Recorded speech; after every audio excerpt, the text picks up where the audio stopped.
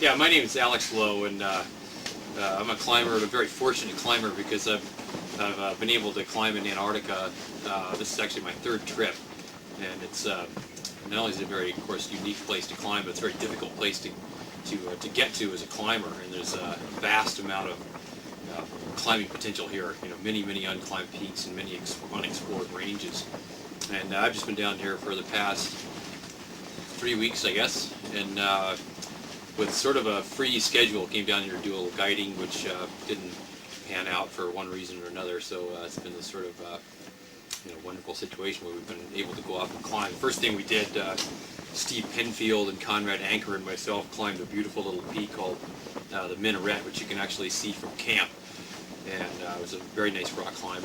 I think it's very special for Steve and the crew at A&I here because they've been sort of living with this thing on their horizon for quite a number of years now. So it was really fun to go out with Steve and do it, sort of in the spirit of A&I. And then Conrad and I flew out to Vincent Base Camp and then flew from there onto the Patton Glacier and climbed a peak called Mount Tyree and a couple other small peaks that don't have names on the map. And I think the thing that strikes me the most about climbing here is just the sort of the remoteness and the harshness of the environment that you're climbing in. You have to be very self-reliant, and you just know that there's not many people very close by when you're out there climbing. It's a fabulous place for that reason. This is, as I mentioned, this is my third trip down here. Last year, I was fortunate enough to visit a place called Queen Maud Land, which, if you want to sort of follow me up here to the map here, I can show you where it is.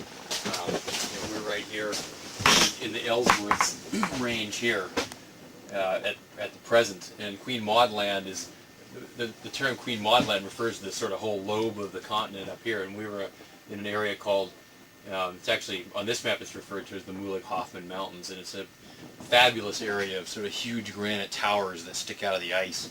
And we did a very technical route on a unclimbed granite tower that was about 2,000 feet high, and we spent the night. We spent nights in what are called portaledges, or hanging tents.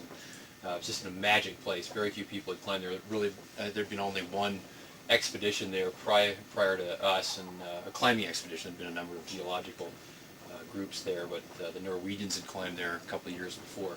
So that was fabulous. And then a couple of years, or the year before that, actually sailed down from South America in a 54-foot sailboat and did a bunch of climbs along the peninsula. And again, another area where there's just vast potential for new routes, first ascents, huge unclimbed peaks and towers. Just another really fabulous place.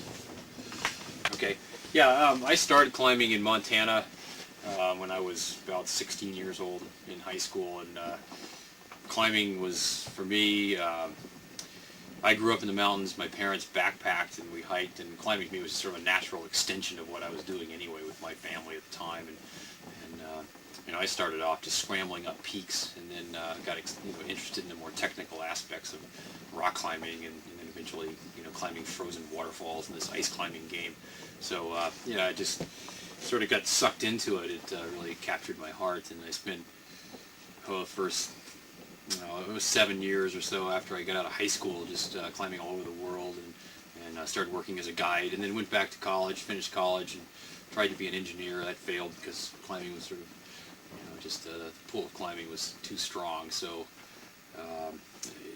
since that period, I've basically made my living in one way or another as a climber, as a climbing guide, or now I work for a company called The North Face, doing product development and sales work for climbing equipment and outdoor clothing.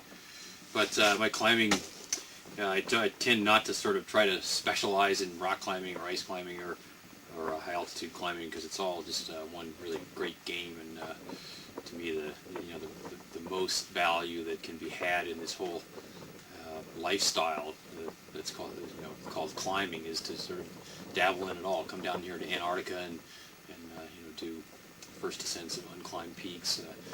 Go climb big walls in Yosemite and places like Baffin Island. Go cragging in Britain.